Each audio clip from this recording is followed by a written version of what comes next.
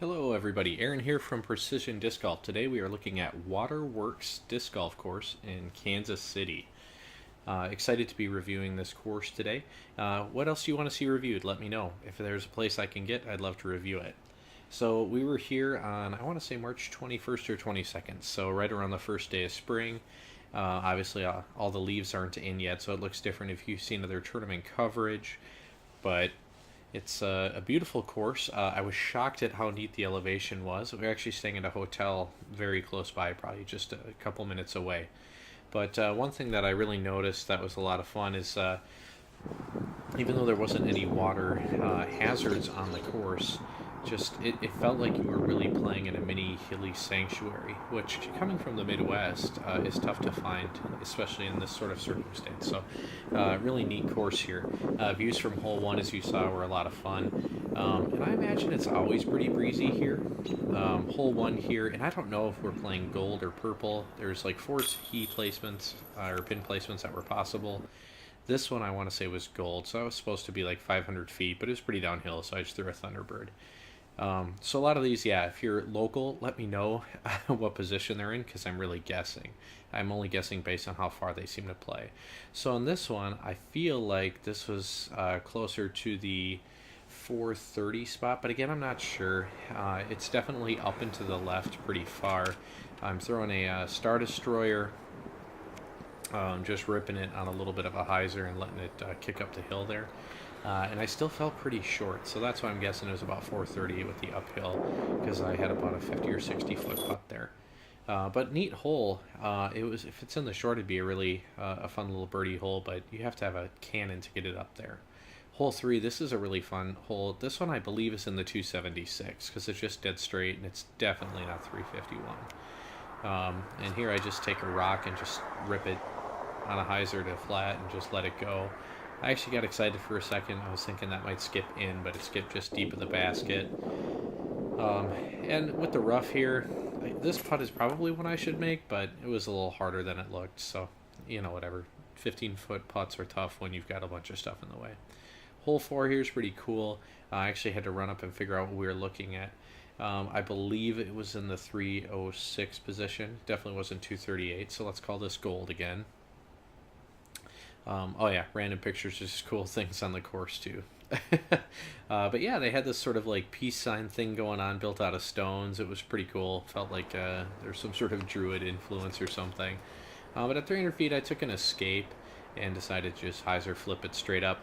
I feel like that escape is a lot flippier than the one I used to throw, so I actually took it out of the bag. Nice putt. And yeah, I can't believe I made that putt. I actually had to ask Beth if that went in, because I heard noise, but I couldn't really see the bucket. I was just sort of dumping a hyzer to try and make an approach. So I guess I got my first birdie here at Waterworks. But it was cool to see this industrial sort of look here. I imagine when the leaves are in, it's a little denser, but it was fun to have green, especially coming from Minnesota. We left and it was 20 degrees and got down here and it was 80, so that was awesome. Okay, this was definitely in the 388 position.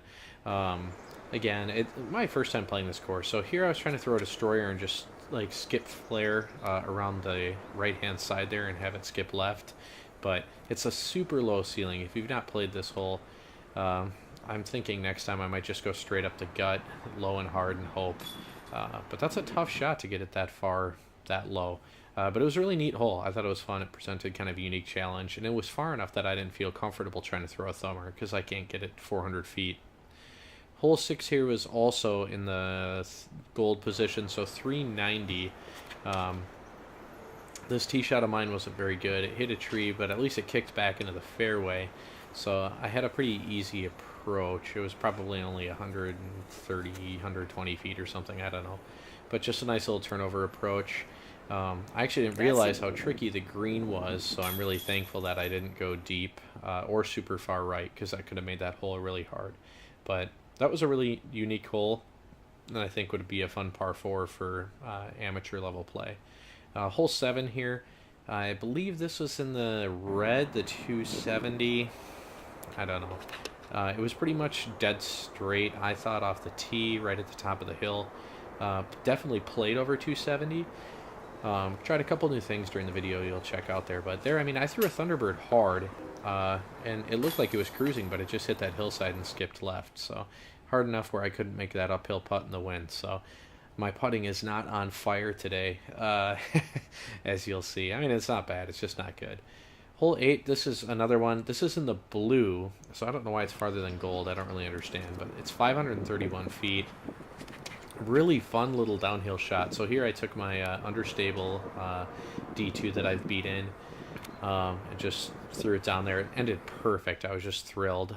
And here, as you can tell, I did a double speed just to show how much elevation I have to run up to get there. So normally I would like cut this clip into two, but I mean, that was, I did sort of a hobbit jog up there, and I mean, that was a pretty good jog. So anyway, that was a really fun hole, and I can see how if you hit anything and you don't get up to that platform, it would be a tough 3. Hole 9, I don't know. I want to say this is in the blue. I don't know, whatever. It's about 290 feet. I just threw a Thunderbird dead straight and tried to get a flare. It didn't really flare as much as I wanted, and it got plenty left, but it didn't really skip up. So there's the first good putt of the day. That actually felt great. Like I intentionally threw that one hard and it went in the bucket. Sort of good. This one, I'm not really sure. I think this was in the blue. I don't know. So here, because it's uphill and to the left, I tried to hyzer flip a D2 up there, but it actually flipped and kept going to the right. So then I had to shoot and come back at it. So I probably was playing that 289 position and thinking I was at the 354, because, yeah, I definitely don't feel like I threw it much farther than I intended. Hole 10 was really neat. It's kind of got this parking lot or driveway thing going up on the right-hand side. And this is definitely in the gold. So this was the, well, I think this is 276. And here I threw an escape. I was trying to just throw something that would flip up and float towards the basket, because, again, it's a lot more uphill than it looks. I definitely did that, and it went way too far. So then I had to do this big approach shot. And with the headwind coming over the hill, it was not super comfortable. Hole 11 here, I think, would be probably one of my top 3 favorite on this course if I was a local. I think this is... maybe it's a 296? I don't know. I really have no idea. I mean, I throw an escape here low, and I just tracked that line. It felt so good. And I really thought I was going to flash the basket there, and it sat. And it's such a dangerous green, so it makes a really fascinating hole. And I thought I had it, and the putt just chumped out. It was such a disappointing miss. But it's a really cool hole, because I think the longer ones are even farther up and to the right there. Anyway, I was just really enthralled. I thought the course was really well designed. This one is 365, and again, it plays uphill, but there's... the big flex line looks like it's there, but honestly, in person, it doesn't feel like it is at all. So here, I'm taking a D2, and again, it's one that I can really flex, so I'm just throwing a little hyzer on it and letting it flex out.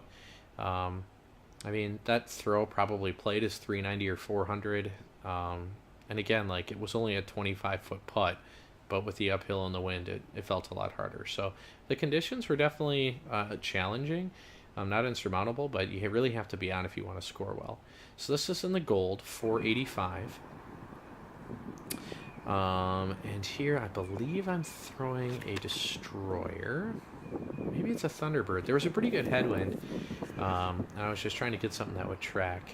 And distance-wise, it was fine. It worked out pretty well. I had a lot of trouble deciding what disc to use for my approach here. I had 2 putters out, and I'm like, I don't know what to do. So... as you can tell, it's hard to see from where the camera was, but there was OB right behind the basket. And with the wind, I was not confident in my regular putter. Anyway, it all worked out for a 3, but another hole that generally for a bomber would be kind of an easy up and down 3 for everybody, and a couple people would do, so became a really fun hole. 15 here, the basket is pretty much dead straight. I elected to just sort of throw it up the hill and let it hyzer back for me. I want to say I threw a CD2. I'm not sure. But I feel like there was a pretty decent tailwind. I wanted something I could just throw straight without a lot of effort. Okay. Hole 16 here, 377. So I was thinking it was in the 299 position. Um, so anyway, I would have overthrown that, and my disc didn't actually flip, so that kind of worked out okay. But it was definitely short of where I wanted for this one. Again, I was really right next to a Mando tree, sort of a downhill, not a death putt, but definitely something you have to be careful of. It was a good layup situation. And then on to hole 17 here. Again, I'm not really sure how far this one was. Um, because I hit a tree branch, you can't really tell in the video because it's my head's in the way, but I nicked that low-hanging branch. Like, it didn't knock it down, but it slowed it down pretty good. So I really have no clue how far I threw this. And it was just, I was still kind of baffled. So anyway, but it was a great hole. I think if I were to play it again, I'd probably rip a low power hyzer. Hole 18 here was, I want to say, in the purple position, maybe 312, and the uphill is way more than it looks. Gosh, I want to say I threw a destroyer here, and I felt like I tagged it pretty decent. I mean, I didn't crush it, but I mean, I still had to go uphill and make a legitimate throw. Like, it wasn't really a puttable spot. So really just a lot of fun. That's our nickel tour of Waterworks. I really would love to see some locals comments and let me know what I missed and what we need to keep doing. Thanks for watching. Be sure to subscribe, like, and comment below so I know to make more videos like this one. If you enjoyed it, make sure to check out our playlist and our YouTube page with all our disc golf course reviews, and visit us at PrecisionDiscGolf.com.